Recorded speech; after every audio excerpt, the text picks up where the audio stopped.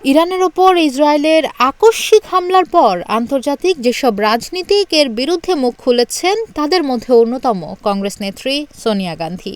নিজে দুরারোগ্য ক্যান্সারে অসুস্থ থাকার পরেও ইসরায়েল ও আমেরিকার দ্বৈত নীতির বিরুদ্ধে কলম ধরেছেন তিনি। মুখোশ উন্মোচন করেছেন নেতানিয়াহু ও ট্রাম্পের।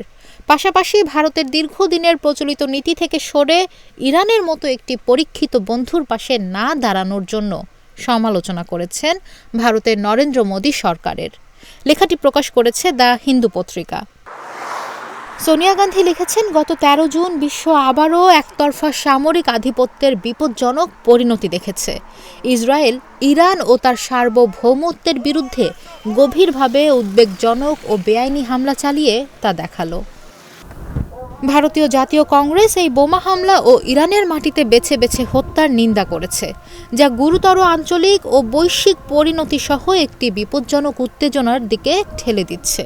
গাজায় নৃশংস ও অসম অভিযানের মতো ইসরায়েলের সাম্প্রতিক অনেক পদক্ষেপ একই ধরনের। এই অভিযানেও বেসামরিক জীবন এবং আঞ্চলিক স্থিতিশীলতার প্রতি সম্পূর্ণ অবজ্ঞা দেখানো হয়েছে। এই ধরনের পদক্ষেপ কেবল অস্থিতিশীলতা বাড়াবে এবং আরও সংঘাতের বীজ বপন করবে। ইরান ও আমেরিকার মধ্যে কূটনৈতিক প্রয়াস যখন আশার আলো দেখাচ্ছিল, ঠিক তখনই এমন একটি হামলা হওয়াটা আরও বেশি হতাশাজনক।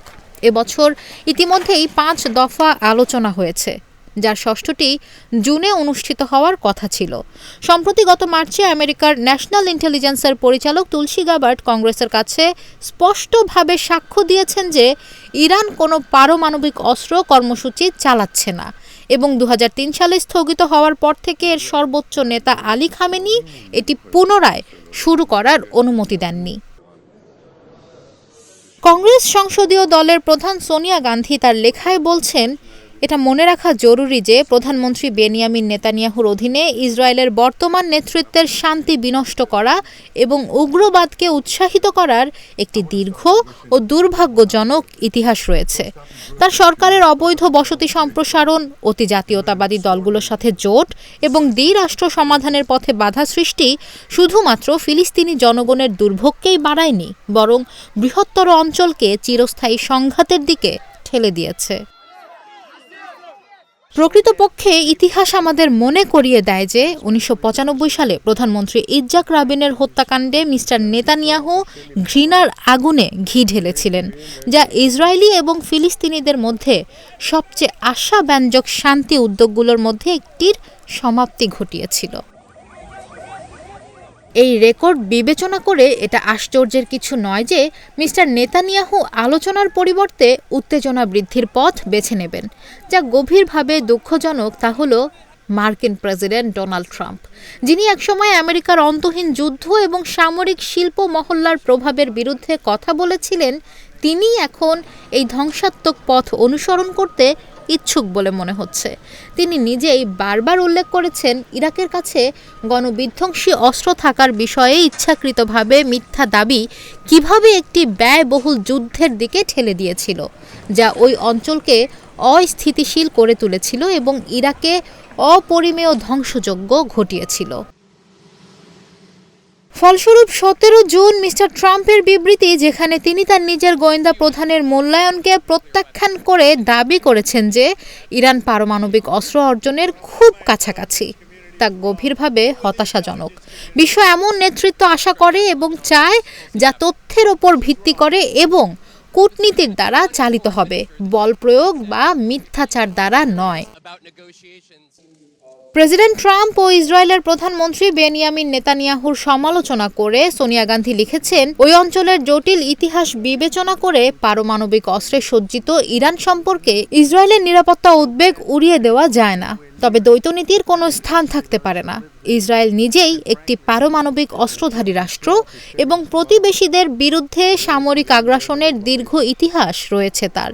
এর বিপরীতে ইরান পারমাণবিক অস্ত্র প্রসার রোধ চুক্তিতে স্বাক্ষরকারী একটি দেশ এবং ২০১৫ সালের joint comprehensive plan of action অনুযায়ী নিষেধাজ্ঞার বিনিময়ে ইউরেনিয়াম সমৃদ্ধকরণের ওপর কঠোর সীমাবদ্ধতা মেনে নিতে সম্মত হয়েছিল। জাতিসংঘ নিরাপত্তা পরিষদের ৫ স্থায়ী সদস্য জার্মানি এবং ইউরোপীয় ইউনিয়ন দ্বারা সমর্থিত এই চুক্তিটি আন্তর্জাতিক পর্যবেক্ষকদের দ্বারা যাচাইকৃত ছিল। 2018 সালে আমেরিকা একতরফাভাবে চুক্তি থেকে সরে আসে। সেই সিদ্ধান্ত বছরের পর বছর ধরে করা কষ্টকর কূটনীতিকে নস্যাৎ করে দেয় এবং আবারও এই অঞ্চলের ভঙ্গুর স্থিতিশীলতার উপর একটি দীর্ঘ ছায়া ফেলে। ভারতকেও সেই বিচ্ছেদের পরিণতি ভোগ করতে হয়েছে। ইরানের ওপর পুনরায় নিষেধাজ্ঞা আরোপের ফলে ভারতের গুরুত্বপূর্ণ কৌশলগত ও অর্থনৈতিক প্রকল্পগুলো গুরুতরভাবে বাধাগ্রস্ত হয়েছে। এর মধ্যে international north south transport corridor এবং চাবাহার বন্দরের উন্নয়ন অন্তর্ভুক্ত আছে।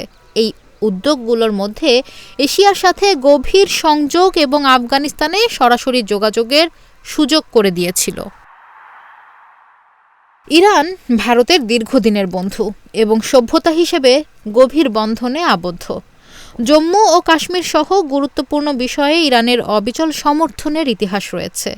1994 সালে কাশ্মীর ইস্যুতে জাতিসংঘ মানবাধিকার কমিশনে ভারতের বিরুদ্ধে একটি প্রস্তাব আটকাতে ইরান সাহায্য করেছিল। প্রকৃতপক্ষে ইসলামিক প্রজাতন্ত্রী ইরান তার পূর্বসূরি ইম্পেরিয়াল স্টেট অফ ইরানের চেয়ে ভারতের সাথে অনেক বেশি সহযোগিতামূলক ছিল, যা 1965 ও 1971 সালের যুদ্ধে পাকিস্তানের দিকে ঝুঁকেছিল। এদিকে গত কয়েক দশকে ভারত ও ইসরায়েল কৌশলগত সম্পর্কও গড়ে তুলেছে। এই অনন্য অবস্থান আমাদের দেশকে এই নৈতিক দায়িত্ব এবং কূটনৈতিক সুবিধা দেয় যাতে আমরা উত্তেজনা কমানো ও শান্তিপক্ষের সেতু হিসেবে কাজ করতে পারি। এটি কেবল একটি বিমূর্ত নীতি নয়। পশ্চিম এশিয়া জুড়ে লাখ লাখ ভারতীয় নাগরিক বসবাস ও কাজ করছেন, যা এই অঞ্চলের শান্তিকে একটি গুরুত্বপূর্ণ জাতীয় স্বার্থের বিষয় করে তোলে। ইসরায়েলের সাম্প্রতিক ইরান বিরোধী পদক্ষেপগুলো দায়মুক্তির আবহে সংঘটিত হয়েছে, যা শক্তিশালী পশ্চিমা দেশগুলোর প্রায় নিঃশর্ত সমর্থনের কারণে সম্ভব হয়েছে। ভারতীয় জাতীয় কংগ্রেস 2023 সালের 7 অক্টোবরে হামাসের চালানো ভয়াবহ ও সম্পূর্ণ অগ্রহণযোগ্য হামলার তীব্র নিন্দা করলেও ইসরায়েলের বিপর্যয়কর এবং অসামঞ্জস্যপূর্ণ প্রতিক্রিয়ার মুখে আমরা নীরব থাকতে পারি না। 55,000-এর বেশি ফিলিস্তিনি প্রাণ হারিয়েছেন, পুরো পরিবার, পাড়া, এমনকি হাসপাতালগুলো নিশ্চিহ্ন হয়ে গেছে। গাজা দুর্ভিক্ষের দ্বার প্রান্তে দাঁড়িয়ে আছে এবং এর বেসামরিক জনগণ অবর্ণনীয় দুর্ভোগ পোহাচ্ছে। ভারতের বর্তমান নরেন্দ্র মোদী সরকারের তীব্র সমালোচনা করে সোনিয়া গান্ধী লিখেছেন, এই মানবিক বিপর্যয়ের মুখে নরেন্দ্র মোদী সরকার ভারতের দীর্ঘদিনের এবং নীতিগতভাবে শান্তিপূর্ণ দ্বিরাষ্ট্র সমাধানের প্রতিশ্রুতি প্রায় পুরোপুরি ত্যাগ করেছে, যা একটি সার্বভৌম স্বাধীন ফিলিস্তিনকে ইসরায়েলের পাশাপাশি পারস্পরিক নিরাপত্তা ও মর্যাদার সাথে বসবাস করার প্রতিশ্রুতি দেয়। গাজার ধ্বংসযজ্ঞ এবং এখন ইরানের বিরুদ্ধে বিনা প্ররোচনায় উত্তেজনা বৃদ্ধির বিষয়ে নয়াদিল্লির নীরবতা আমাদের নৈতিক ও কূটনৈতিক ঐতিহ্য থেকে একটি উদ্বেগজনক বিচ্যুতিকে প্রতিফলিত করে। এটি কেবল কণ্ঠস্বর হারানো নয়, মূল্যবোধের আত্মসমর্পণও বটে। এখনও দেরি হয়ে যায়নি। ভারতকে অবশ্যই স্পষ্টভাবে কথা বলতে হবে, দায়িত্বশীলভাবে কাজ করতে হবে এবং পশ্চিম এশিয়ায় উত্তেজনা প্রশমিত করতে ও সংলাপে ফিরে আসার জন্য উপলব্ধ প্রতিটি কূটনৈতিক চ্যানেল ব্যবহার করতে হবে।